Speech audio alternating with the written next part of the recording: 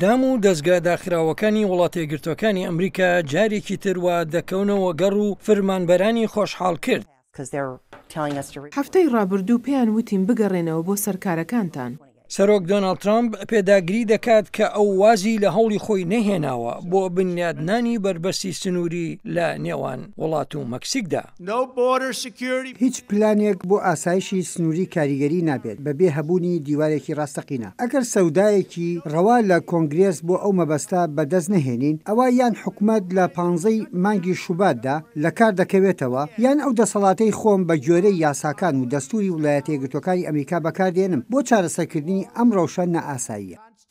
دووبارە دیموکراتەکان پەیمانیاندا کە دانوستان لەسەر ئاسایشی سنووری لەگەڵ سەرۆک ترامپ و یاسادانەرانی کۆماری بکەن. دیموکراتەکان دەڵێن ئەوان ئامادەن بۆ برەودان بە سەرچاوەکانی مرۆڤ و تەکنەلۆژیا بۆ ئەو مەبەستە، واتە هەموو شتێک تەنها داواکەی دۆناڵد ترامپ نەبێت بۆ بنیادنانی ئەو دیوارە سنووریە.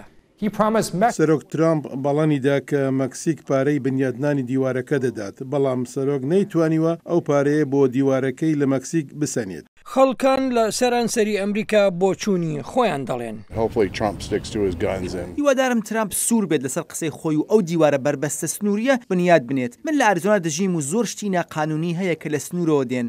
هەر بۆیە من بە تەواوی پشتیوانی لێ دەکەم و هیوادارم سەرۆک ئەو کارە بە ئەنجام بگەێنێت.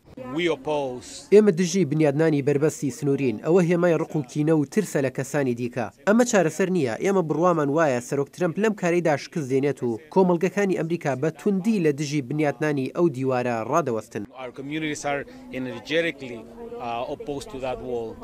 داخستنی نیمچەیی حکومت لە ئێستادا ڕەنگە کۆتایی هاتبێت. من پشتیوانی لە هیچ بودجەیەک بۆ ئەو دیوارە ناکەم. بەڵام من پشتیوانی لە ئاسایشی سنووریمان دەکەم. دیموکراتەکان گرنگی بۆ دیوارە نادەن. ئەوان ڕقا لەن ترامپ و دەیانەوێت شکستی بدەن.